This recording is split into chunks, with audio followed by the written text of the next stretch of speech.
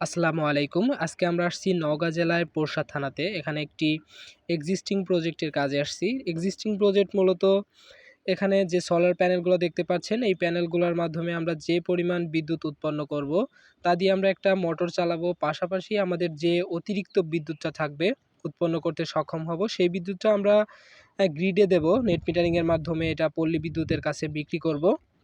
এ বিষয়ে আজকে আমরা কথা বলবো কতটুকু বিদ্যুৎ আমরা এখান থেকে উৎপন্ন করতে পারতেছি এবং কতটুকু বিদ্যুৎ আমরা ব্যবহার করছি এবং বাকি কতটুকু বিদ্যুৎ আমরা বিক্রি করতে পারতেছি।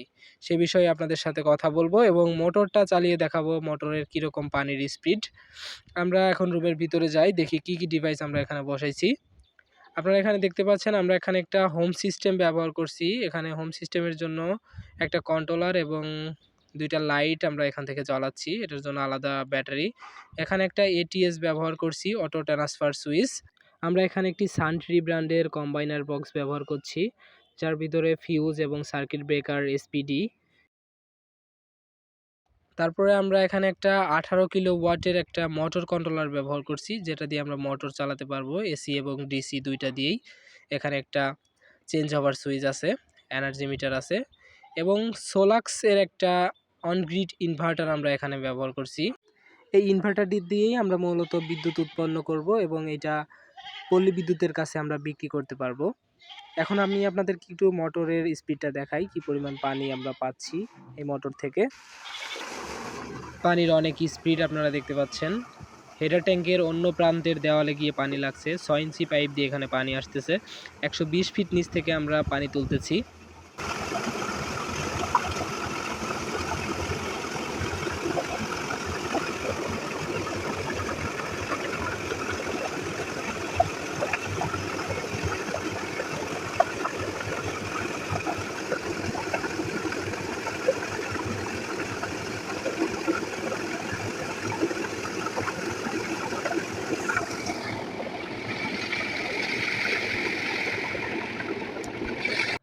আলহামদুলিল্লাহ, সোলার মোটরের পানির স্পিড দেখলেন।